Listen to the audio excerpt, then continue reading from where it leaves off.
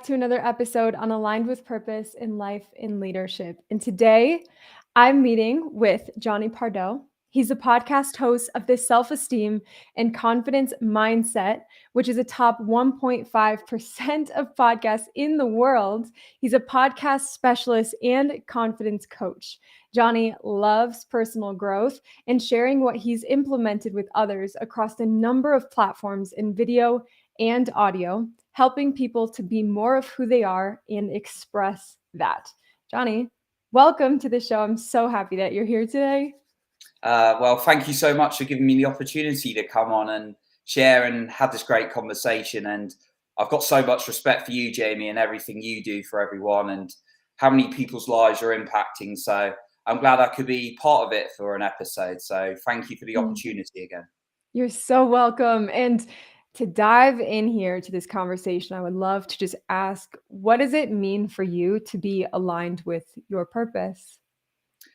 Align with your purpose. That's a great question. And you know, it's one of those things where it's just like so timely of the things you've just been experiencing. And to be honest, I didn't used to be a very spiritual person. I was very much go, go, go, do. I still have to call myself out for that a little bit now, admittedly. I'm very, very passionate entrepreneur, as I know you are as well. But in terms of being aligned with my purpose, it's going more with your heart than your head, I feel, for me personally.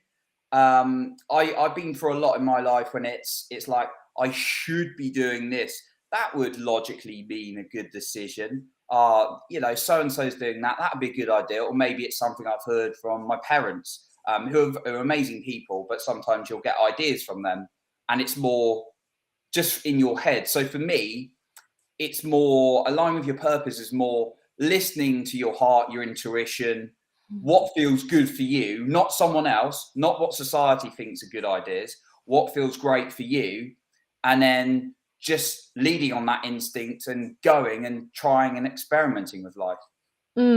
That's such a beautiful, beautiful definition for you. And I would love to ask, and kind of stemming off of that, has there ever been a time in your life where you felt like you could have been going on a path that wasn't truly aligned with you? Maybe it was your parents, society, and then you decided to take back control. What did that look like? Yeah, of course. And I think it's the example I can think of was when I really got into this personal growth space. I was working in a job and I had other jobs after them, which I enjoyed a lot more, sort of like day jobs. But I was working in a job, and it's just started with a question. I was sat in a meeting, and they're talking about all these policies, these government policies, and it is in the public sector in the UK. And I'm just sat there in my head going, my God, this is boring. Like, is this serious? Like, that's my thought. There's a guy a similar age to me. He looks like he's falling asleep. I'm falling asleep a bit. The others look a bit more interested, but not like it's their true passion. Then this question comes to me: surely this isn't life. Like, surely. And then it's like the question of, okay, we go to a job to impress someone to try and get a full-time job because I was on fixed term, so I can get a mortgage, so I can pay for a house, so I can retire if I'm lucky at 65 years old. And then it's just my brain starts spinning and thinking, this is a general kind of idea of how you should be living, but there's something wrong here. There is something wrong here, and I think that instinct, that questioning, got me onto the journey. Then what I did from there, without going too much into it, but I kind of just started questioning, what do I want to do in my life? And then I thought back to when I was a kid. And when we're kids, we got this freedom before this information comes into our head of like what we love doing. And I was like, what do I love doing? Writing random crazy stories. Like, that's what I loved doing as a kid. I made like my own version of Lord of the Rings, Johnny of the Rings. Yeah, very original. Harry Potter, Johnny Potter. It was all this like crazy stuff. And then I was like, I'm going to start writing books, And then I sought out some help to write it. And then I got myself a mentor, and she's in the personal growth space. And I went, I love this. And from that experimenting and actually trying things that I love, thinking back when I was a kid, that really got me into more of a journey. And then I became a coach, got into podcasting, and it kept evolving. So yeah, I could definitely relate to that. But it started with a question of like, is this life? Like, surely there's more to it. But it pains me to see people just sticking with it. They're like if you're passionate about, for example, working in that kind of job, fantastic, absolute respect to you and great. But if you're not, do ask yourself those questions. And that's what I did. And that's what's led me to where I am now. And I'm inspiring others to do so. That's so powerful. And it's true. Sometimes all it really takes is asking yourself one question, and that could change the trajectory of your entire life. So I love that that's where you started, is by asking yourself that question and really following what your heart wanted. Because you were meant for more than just sitting there falling asleep in meetings. So now fast forward, you're a coach, you've got a podcast, and it's about self-esteem, Mhm. confidence, and mindset. Yes. So why did you choose this direction? Because that takes a lot of confidence, self-esteem, and mindset work in order to actually pursue this.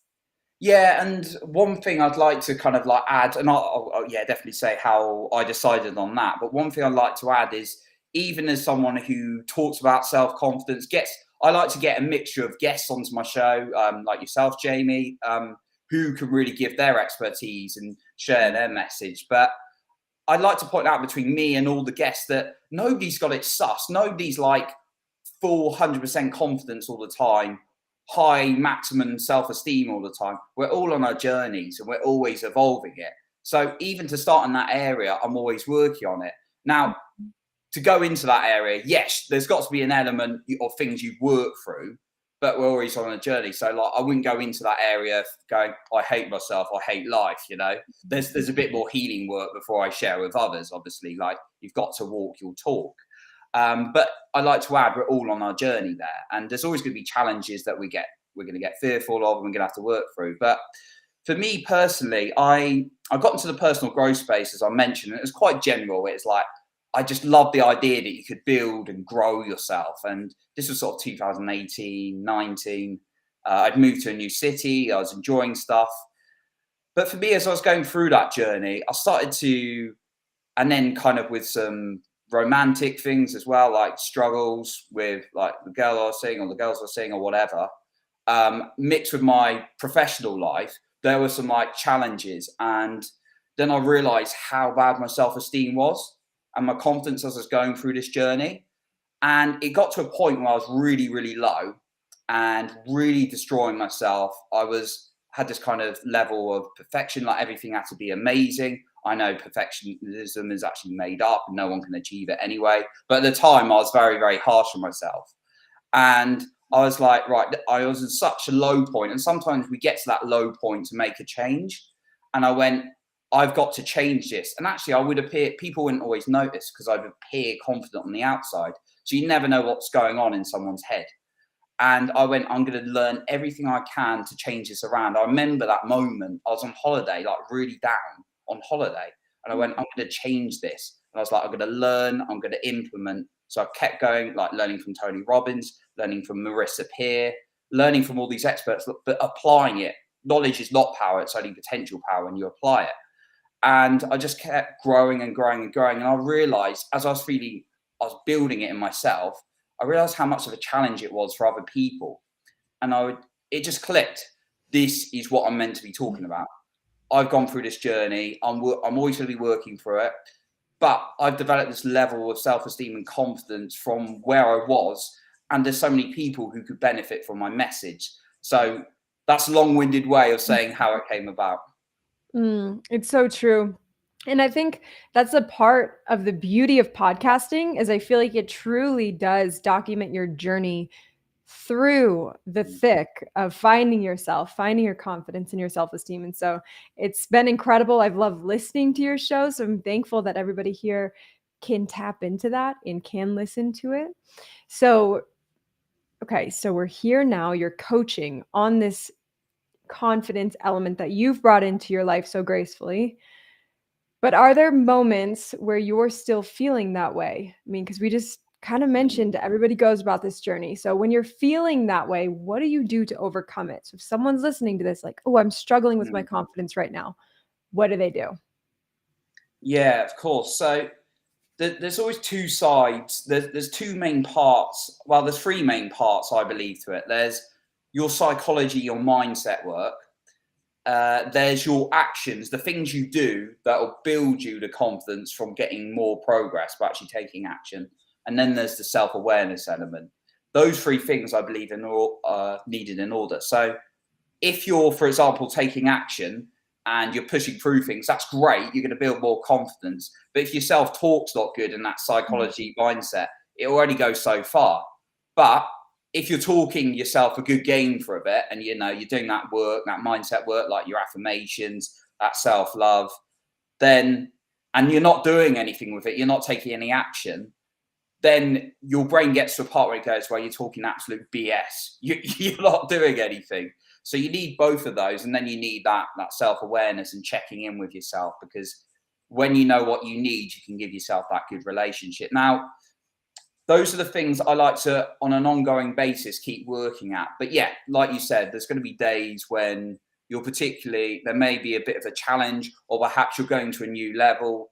And that can be a good thing, seeing it as a good thing. As you grow to a new level, right, it's showing growth sometimes. So I think it's one key thing I always make sure I do, no matter what, is praise myself, give myself a pat on the back. Something I learned from Joseph McClendon as kind of one of his leads in Neuro Encoding. It's like patting yourself on the back often to give yourself that praise, because that builds a good relationship with yourself. And we all think, right, when someone praises us, it's like, fantastic, I feel great. But you're not in control of that, but you're in control of praising yourself. So I think that's important to maintain that good relationship. Something I like to do as well is journal it. Like, I know, as simple as this sounds, is journal it down. Now, we hear this journal a lot in the personal growth space, but knowing something and doing something are two different things.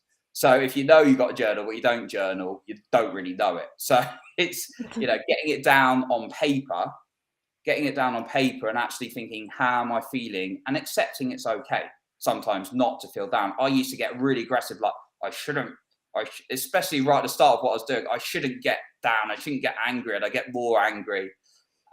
But accepting you're going to get in that spot and actually working through it a little bit is really, really key. And obviously, a good coach is always going to help as well. I always like to talk it through with communities I'm in. So those are a few points that I would suggest to kind of work yourself out of that space. That's so powerful. And I agree. I used to have no idea how to journal. No joke. I would just journal about my day and kind of like document what happened in my day. And now that I look back, I'm like, wow, I wish someone would have sat me down and just talked me through a process and how to actually journal. So when you're speaking of ways to check in with yourself, you mentioned journaling. What are a few prompts that would come to mind for you that would help guide someone on this journey? Yeah, of course. So this is often something I've gone through with clients myself. So it's, what am I, and I took quite a lot of Gabby Bernstein's methods in here. I like to use different expertise, and what am I feeling? So actually you're writing it down on paper, writing down, what am I feeling? Why am I feeling this way? So that's actually acknowledging it. And even when you write that down, you sometimes see how silly it is. When it's in your head, it can cause absolute chaos. Like, it blows things out of proportion. Our mind does that, right? So asking what it is, why am I feeling like that? I like to ask, what's the belief created here? Because often we're driven by our beliefs. So actually bringing that to the surface, like, or maybe it links to the belief that I feel a bit stupid, or maybe I'm perceived as being stupid. That was a big one for me.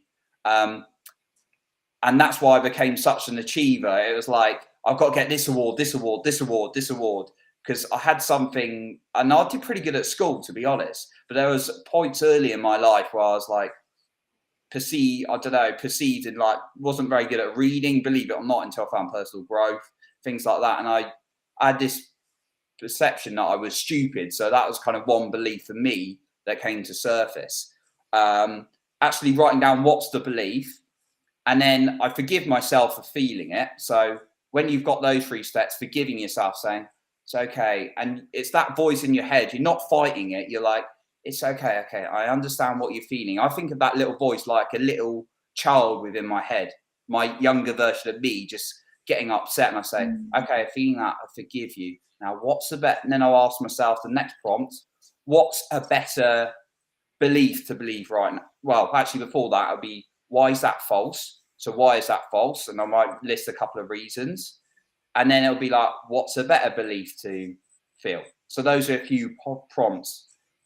And it doesn't mean I don't have the expectation like I used to of like, all right, I'm feeling really anxious, really down, and then suddenly I'm going to feel amazing. It's like, no, just building up that little level. So those are a few prompts I would suggest. So it's acknowledging how you feel, asking what beliefs created, asking why it's false, and then what's a better one to believe as a result.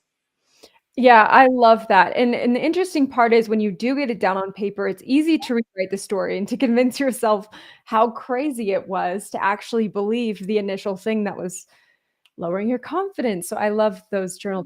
Thank you so much. And now I would love to hear from you how self-esteem and confidence go together. Yeah, of course. So I'll define them now. If you look up like the definitions of these, there's like lots of different ones, but actually when I pulled together, when I was sort of still started to learn about it, I kind of developed these definitions. So self-esteem in the simplest way is how much you like yourself.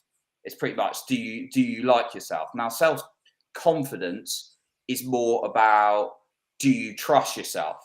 And when someone says, I don't have confidence, my first question would be, in what? Like, what don't you have confidence in? Because they'll be like, anything. And that's obviously a complete lie. It's like you don't have any confidence in tying your shoelaces, unless of course you don't tie your shoelaces, or you don't have any confidence in brushing your teeth. Now this sounds stupid, but it's kind of when we're generalizing, because there are actually things we are good at, but we forget about them. Now, if you don't like yourself in the self-esteem, and you don't have a good relationship with yourself, you're not going to have a good trust with yourself in different areas. Now, the more self-esteem, and the self-esteem comes from kind of your self-talk, some of that third I was talking about, the psychology, the mindset work about your self-talk, being kind to yourself, looking after yourself. That's where the self-esteem comes from. But then the self-confidence often comes from progression. So you start moving forward, and if you start getting results, you're going to become more confident. Mm-hmm. And often people think, right, I've got to be super confident before I do something. No, you become more confident by doing it. And there's a great quote from the book, The Confidence Gap, by Dr. Russ Harris. And this changed my life. Well, it didn't change my life, as I always like to say. I changed my life, and you change your life. You change your life, Jamie, and the listener changes their life by taking action. But this clicked something in my head, and I was able to change my life when he said confident action first, confident feeling second. And I saw myself being terrified of things like, I used to be scared of public speaking, like saying my name in a meeting. Now I'm just like, oh, I'm jumping on this show, I'm jumping on this show. And I just love doing it. And then even do Toastmaster speeches in front of people. But I was fearful, but I did these little actions, and it built up more trust because it's showing my brain I could do it. So you build up self-confidence by just taking courageous acts, even if you got to break it down smaller. But the self-esteem is important to work on the side as well. You need to do both in parallel, because that's about your good relationship. And when you do something good, praise. I can't emphasize this enough. Praise yourself, because you're telling yourself to do more of it. Oh, beautiful distinction. And I do agree, especially for us podcasters, we had to just jump first. Yeah. And then you start to feel more confident as you go, you get into flow. And I definitely see how those two go hand in hand as well. And so for someone who feels like they're lacking the self-esteem side of the equation, is it a similar process to building up the self-esteem as it is for the confidence? I'd say with the self-esteem, it's really, that's a lot more about your mindset work and your psychology. It's it's the way you sort of like talk to yourself. So one exercise, for example, I love to give clients, and this is hard for people at the beginning because they've had a lifetime of speaking badly to themselves, like I did. But it's like an exercise that's changed someone's entire belief over like a couple of sessions I've seen when they've been brought up in this, like perhaps a cultural place where they were talked down to or whatever. And then this exercise, and I'll share it, is 5 minutes of writing down all the things you've achieved. Now, people go, well, I haven't achieved that much. Now, we're not talking winning gold medals. We're not talking going to the moon, which would be impressive, but or running not running marathons, running half marathons, even 5Ks. We're talking like, I got up on time this morning. I had a cold shower this morning. I worked out. I went for a run. I fed the kids this morning. If you've got kids, I don't have any kids. Or if you were kind to someone, you gave someone some money. I mean, I gave myself a massive praise because I gave a homeless person a load of money, and actually I didn't have any money on me. So I walked about half a mile to get somebody, went back to them and give them the money. So you got to praise yourself for kind of these things all the time. So I like to give them this exercise, 5 minutes of searching for the smallest thing. And then it gets their brain consciously thinking, okay, I did this. And they're not allowed to take their pen off the paper. I did this, I did this, I did this. And then subconsciously, what's happening in the back of their mind is your mind is searching for all this greatness about you when you do this repeatedly. So I like to set it for a week, every day, 5 minutes, just to do this. So reminding yourself, this self-esteem process, reminding yourself of all your greatness is absolutely key. The self-talk, I like to, we hear stuff like affirmations, incantations. The difference between the two is affirmations are statements you say to yourself, usually with the words I am beginning. And then you've got incantations, which is more of a Tony Robbins concept when you're like, you're doing it with movement, you're like really using emotional intensity. I try and do that as much as possible, but affirmations work as well with repetition. What you're saying, I am, be careful the words you say after I am. So kind of that's really key to building your self-esteem. And a couple of other things you need to be really aware of for your self-esteem is the information you're taking in constantly, right? You can do all these good talking to yourself, look after yourself. But if you're surrounded with people who bring you down or are negative about life, you're going to have a challenge to feel good about yourself and life because that information is constantly going into you. So you've got to be very, very aware of that for your self-esteem. Now, I like, talking to yourself or other people in our community. We've got an amazing community we're in. Obviously, I'm a very in-person person as well, so I like to see my friends locally as well. But not all of them are as massively into personal growth as I am. But that I don't let negative people in my life because I don't want to hear it. Now they're very open-minded, but that's why I like to hang out with them. So be very conscious about who you hang out with. And then the final bit of that is the information you're consuming, which is linked to what I just said. But it's like listening to Jamie's podcast, for example. You're going to feel amazing about life. Like the quality information you deliver, or obviously I'm going to say that about my podcast as well, or there's many other great podcasts out there as well. You're going to feel good by listening to that. But this is a cliche, but if you're listening to the news all the time, that information's going into you as well. And that's just negativity and fear going into your mind. So just be very conscious about the information you're taking in. So that's what I'd say about work up your self-esteem. There's much more I could go into, but that's kind of what I'd leave the self-esteem with at the moment. That's so helpful. And we have a few people watching us live right now. So if anybody has a question that's coming to mind, feel free to go ahead and type it in the chat. We're going to see it come through here and we can dive into that as well. But I also just want to emphasize what you said about just taking 5 minutes to just brain dump all of the little things that you do in life that you've accomplished. I mean, just waking up on time. Like that's something that I did this morning. Like I would love to spend my own amount of time just really being thankful for that because what you appreciate appreciates, right? So the more we could just be grateful and just honor ourselves for showing up, the better. So I really appreciate that. And along with surrounding yourself with the right people, So I hope that to everybody listening to this, they've gotten so much value from you today. And I would love to ask then if there's anything you would like to leave our listeners with, something you're feeling really called to share, maybe a book recommendation as well.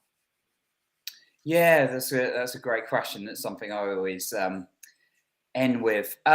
So one thing I'm very keen on is try to schedule out your day so that you get the things that matter in your day. Because if you just go on autopilot and get busy, busy, busy, and I'm going to say this point, everybody in the world is always busy. Like, I'm just going to call that out. Doesn't matter what you're busy doing. You could be busy watching Netflix all day. You could be busy being a mum, which is obviously a fantastic thing to do. You could be busy being a dad. You could be busy working out. You could be busy running a business. You could be busy working a day job. You could be busy, a combination of all the things I've just said. Mhm. But we're always busy. But there's always time for the most important things. And when you don't make time for the most important things in your day, then it actually creates a negative relationship with you when you're not giving yourself what you need and what you want to work on. So Mm. I always like to schedule out my week. It's something I like to give my clients a visual as well for planning out their week. Like, okay, you're not going to be set in stone because there's going to have to be flexibility in your life, right? But make sure you do get maybe those one or two things you really want to do, like self-care and maybe a project that's important to Mhm. you to get into your day. Um, that's kind of something I want to leave with. The other thing is, I just made an episode on it, but I want to emphasize it. And this is my final point: is think about being resourceful rather than your resources. I often hear people say, "Oh, I don't have the resources," whether that's time, money, the right people in their life, as an excuse. But if you really, really want something and you want that to enhance your life, and therefore that's going to build a better relationship with yourself, then get resourceful. What ways can you get the money? What ways can you get into the opportunity? So thinking about how you can be resourceful as much as possible, because when I've been resourceful and found that and committed it to it, for me, I felt so alive and like, Jonny, you are worth it. So always think about how you can be more resourceful than the resources you've got. So those are the points I'd probably add. Yeah, that's wonderful. And a lot of people listening to this are entrepreneurs, have their own businesses, and are just looking to expand their confidence and their personal development. And so I'm sure they're just taking notes like crazy right now. But if they're looking to connect with you and listen to your podcast or find you on social media, where can they look? Yeah, of course. So my podcast is called the Self-Esteem and Confidence Mindset Podcast. It's on Apple, Spotify, the main platforms, but multiple ones, Anchor, Google, and those ones. Yeah, Apple's probably the best bet, or Spotify, to find me. In terms of social media, I'm fairly what's the word? fairly regularly using all of them. So I'm using LinkedIn. I use LinkedIn. I use Instagram. I use Facebook. So for Instagram, it's at Jonny.Pardoe. The same for Facebook as well. And on LinkedIn, you can find me at Jonny Pardoe. Just searching my name, and you should be able to find me there as well if people want to connect with me. Wonderful. And right before we popped on here, you said you were mentioning a funnel that you were creating right now. I would love to hear more about that. And if anybody's interested in connecting with you, I feel like that would be maybe the best place to get some information. Yeah, of course. So it's I've just created a funnel based, and this is basically really taking in the fundamentals from what I've been coaching, because I've realized there's certain patterns obviously within all of us where we need to work for our beliefs. We've got this self-sabotaging behavior. I've obviously applied all these tools as well. I don't just talk theory, and I've applied it to multiple clients. You can find the stories of them on the page as well if you're kind of interested in how people have benefited from this. But I won't go. This would have been a whole conversation. But I'm also something called the Neuro Encoding Specialist, which is about getting people the default to a natural confident state in their psychology. And I share some of those tools that really enhance my life and other people's lives. And actually, right now, what I've got is a small training program I put together. It's like I'm coaching you. So it's not just videos, it's short videos with actionable things that you can do, adding in accountability into your day. And I've got a short-term offer on that, and it's called Boost Your Brain with Confidence. So that's going to be available for the next 2 weeks before I kind of change the price on that. But that's something that people can explore as well in terms of that. Awesome. Well, that sounds like a perfect place to start after this episode. And I just want to thank you again so much for just coming on here. And do you have a book recommendation, by the way? Oh, a book Yes. recommendation. So there's probably a few. A couple I'd come to mind. Atomic Habits by James Clear. Yes. Really great book. It's about keeping things simple, and we could have talked about that as well. But when you overcomplicate things, your brain doesn't want to do it. So it Mhm. talks about keeping things simple, because you are what you do consistently. So I definitely recommend reading that. And the other one is Willpower Doesn't Work, and that's about a little bit what we're talking about, the environment and the people around you, and setting yourself up in systems to win, because willpower doesn't work. You can't be push all the time. I'm not going to eat that cake in the cupboard. I'm not going to eat that cake in the cupboard. I'm not going to eat that cake in the cupboard. It talks about having the right, you just don't put the cake there. It's just talking about having the right systems in place. So those two are kind of life-changing books if you utilize the information and don't just read it. Yes, I love that you brought that in, because I feel like in this society that we live in, a lot of times people have just become consumers. Mm. But where you see the real change in your life is when you actually implement what you're learning. And I have read Atomic Habits. I have to second what you said there. It's an amazing book. Definitely will leave you with some action items to get into. And I'm adding the other to my list right now. So I appreciate you for coming on today, and hopefully we can have you back soon. Oh, thank you, Jamie. I appreciate the opportunity, and yeah, look forward to anyone reaching out. And yeah, keep up the amazing work. So thanks once again, Jamie. Bye. Thank you.